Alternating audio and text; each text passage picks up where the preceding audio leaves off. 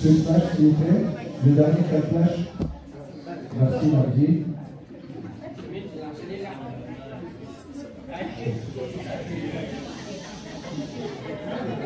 Ok, on enlève le flash, on va contre toi maintenant.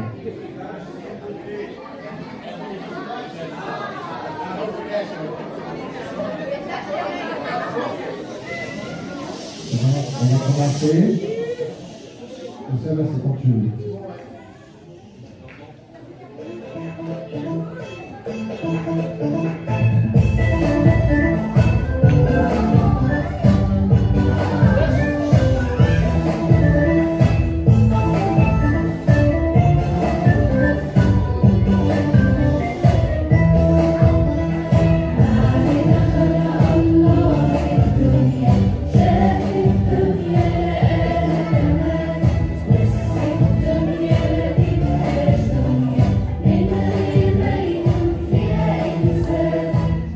Dieu, au début de la création, créa plein de belles choses pour l'homme, pour vivre avec lui dans la joie. Il créa le jour et la nuit. La terre était remplie d'eau. Il créa aussi le ciel et ensuite le sol. Il créa les arbres et les fruits. Il créa aussi le soleil et la lune, puis les poissons et les oiseaux, et enfin tous les animaux. Mais à la toute fin, il créa l'humain, Adam, et il aimait tellement qu'il le créa à son image.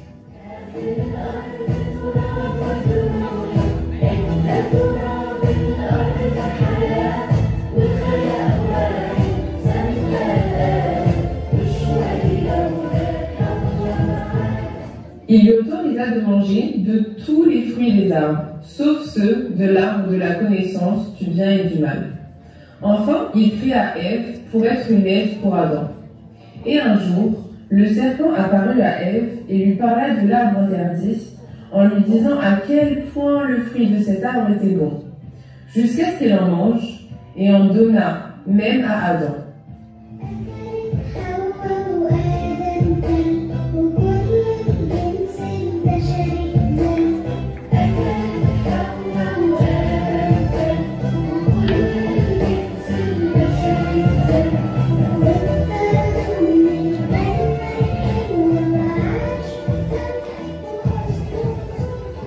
C'est pourquoi Dieu les expulsa du jardin d'Éden.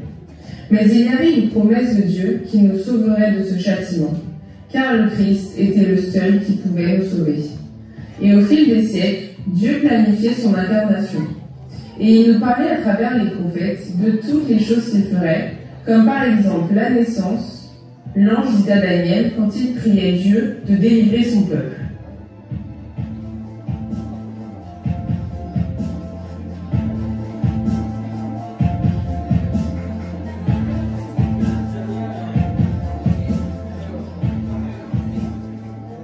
Daniel, je suis venu maintenant pour ouvrir ta compréhension. Lorsque tu as commencé à prier, une parole est sortie, et je viens pour te l'annoncer, car tu es considéré comme précieux. Sois attentif à la parole et comprends la vision. Ce sont 70 semaines qui ont été fixées pour ton peuple et pour ta ville sainte, pour faire cesser la révolte et mettre un terme au péché, pour expier la faute et amener la justice éternelle, pour marquer d'un sceau la vision et le prophète, et pour consacrer par onction le lieu très saint. C'est à ce moment que l'ange annonça à Daniel la fin de l'esclavage de son peuple, ainsi que le moment de la première venue du Messie, c'est-à-dire la nativité, et beaucoup de choses encore. Et effectivement, comme l'ange l'annonça à Daniel, le Christ naquit.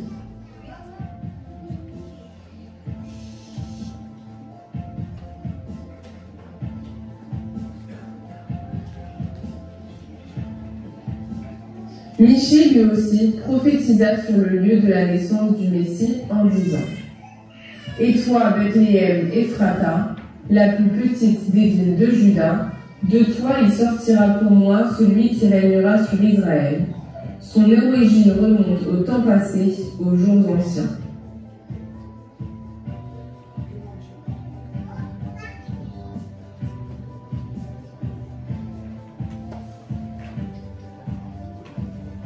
Jérémie nous parle aussi de la descendance de David en disant: Voici les jours viennent, dit l'Éternel, où je susciterai à David un germe juste. Il régnera en roi et prospérera.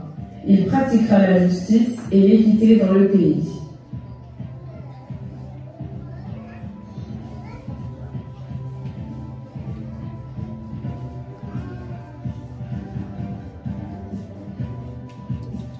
Et si l'on ouvre aussi l'Évangile selon saint Matthieu, chapitre 1, on apprend que David est le grand-père de Joseph sur 25 générations en arrière. Ainsi le Christ est bien de la maison de David le prophète. Et au sujet de la Vierge, Ésaïe dit: Voilà pourquoi c'est le Seigneur lui-même qui vous donnera un signe. La Vierge sera enceinte, elle mettra au monde un fils, et l'appellera Emmanuel.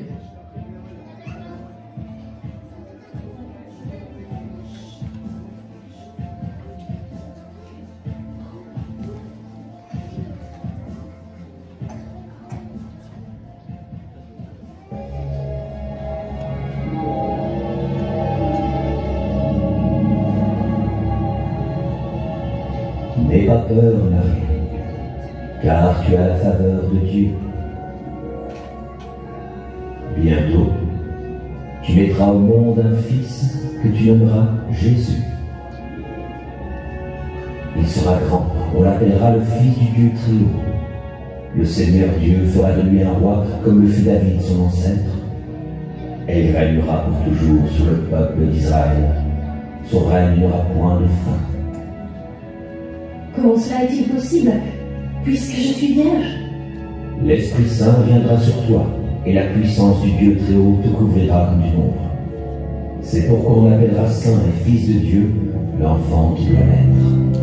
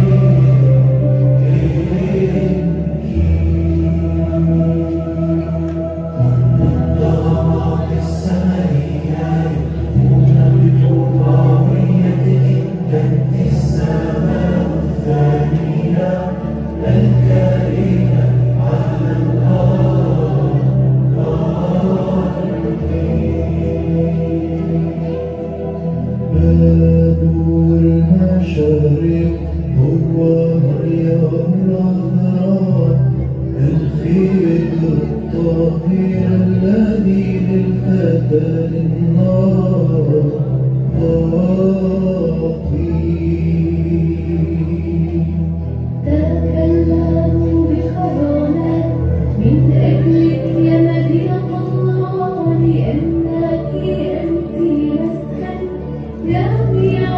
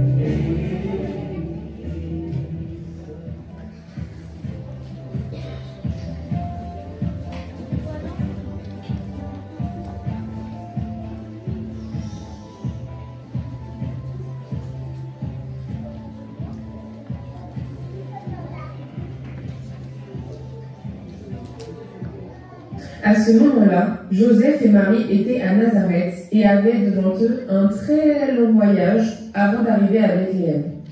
La Vierge allait bientôt donner naissance au Christ, mais tout cela a été possible grâce au dessein de Dieu pour que la prophétie se réalise et que le Messie naisse à Bethléem. Et comme la prophétie l'annonçait, Jésus allait venir de Bethléem, la plus petite ville de Juda, et c'est parce que personne ne lui donnait d'importance que la prophétie a dit que de cette ville viendra le Messie et qu'elle deviendra majestueuse. Car Dieu observe toujours les faibles et les nécessiteux qui n'ont personne.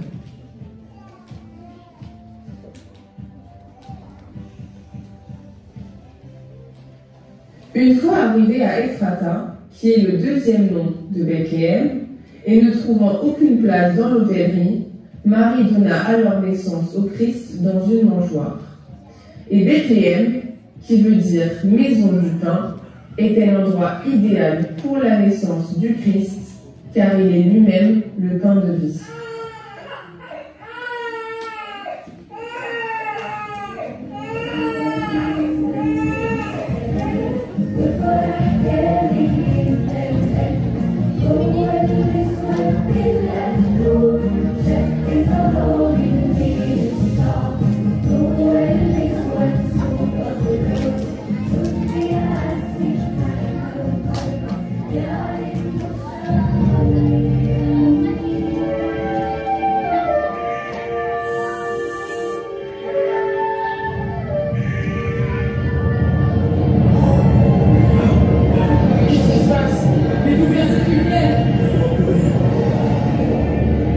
N'ayez pas peur.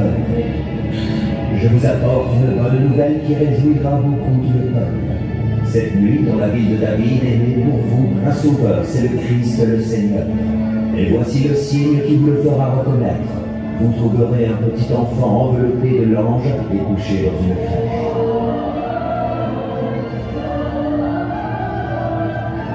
Gloire à Dieu dans les cieux très hauts et paix sur la terre pour ceux qui l'aiment.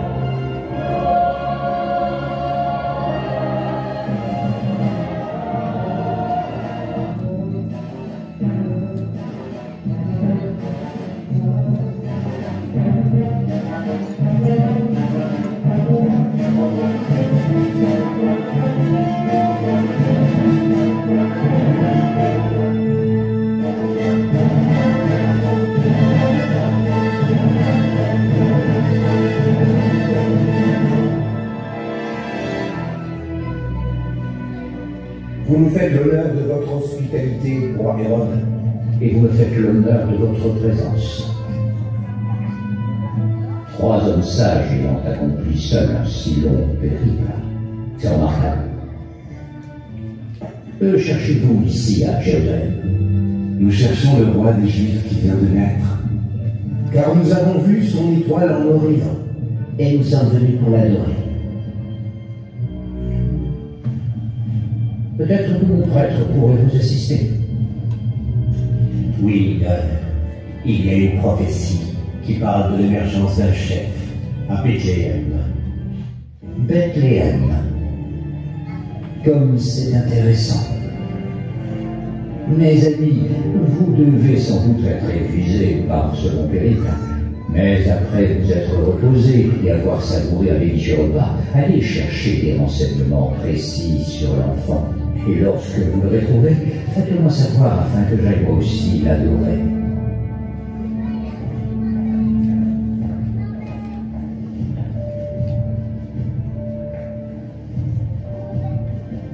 Un roi des Juifs. Jamais, s'il ne trouve pas cet enfant, j'enverrai mes propres hommes à sa recherche. Même si pour cela, ils doivent aller trouver tous les enfants nés au cours de ces 2 dernières années. Je ne laisserai aucun enfant né dans mon royaume mettre en péril mon règne.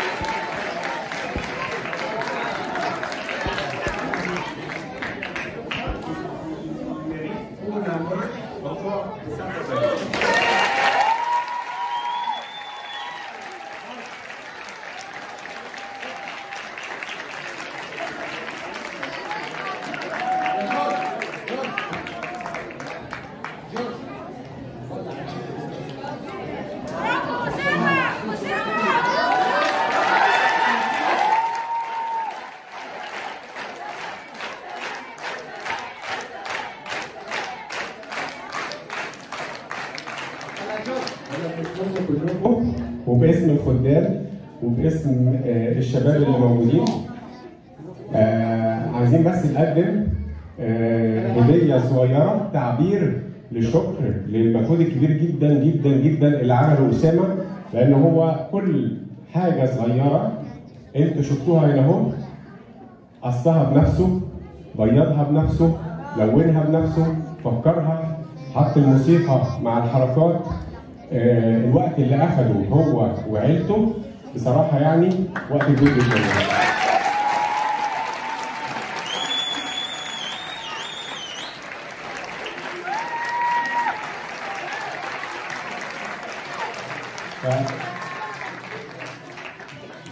دي الاول. مين اللي باصص فيها؟ لا، ما هي فيها حاجه ثانيه. دي الاول لأسامة ودي الامانه.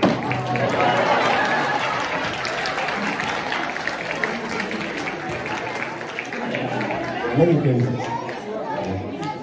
ليه صوري معايا؟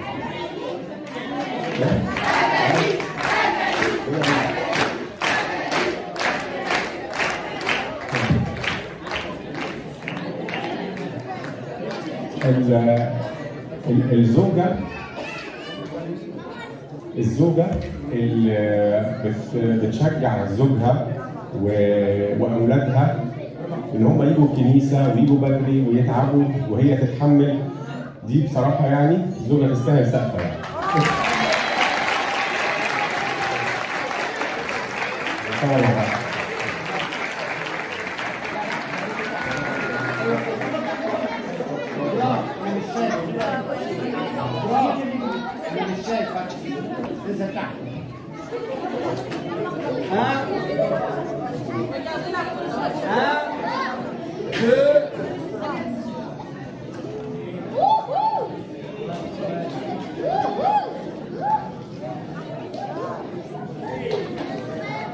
طبعا مش هننسى برضه مدام جيهان ومارك ماكسيموس اليوم. مارك ماكسيموس على كل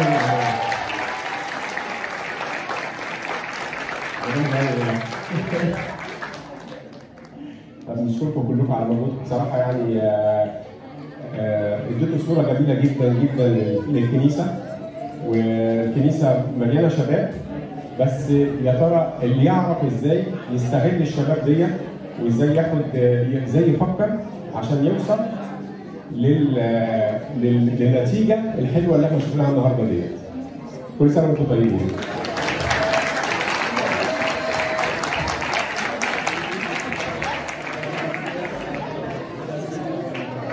من الليل يبك سكتريك أيوك أبيض ماتي كنكاي اسقطي ونستقي ونقامي في خوشي بولن بولن خوشي أوكن شوي سيسوكي ريسوكي ريتقمس بالكفرين كتن يسمي كتن يسمي نبروفيتيكو سجمونو ناينان كريه ليسون كريه ليسون كريه فلوغيسون أمين اسمه استيمي قد يكون يمركم باسمه. On chante كده on regarde tous vers le Seigneur, on est tous dignes de dire en action de grâce: notre Père qui es aux cieux, que ton nom soit sanctifié, que ton règne vienne, que ta volonté soit faite sur la terre comme au ciel. Donne-nous aujourd'hui notre pain de ce jour. Pardonne-nous nos offenses, comme nous pardonnons aussi à ceux qui nous ont offensés. Ne nous soumets pas à la tentation, mais délivre-nous du mal, par le Christ de Jésus notre Seigneur, car c'est à toi qu'appartiennent le règne, la puissance et la gloire éternellement. Amen. محبة الله الآب نعمة ابن الوحيد وكان ولدنا وخلصنا يسوع المسيح شركة وموهبة وعطية الروح القدس فلتكن مع جميعكم من السلام سلام مع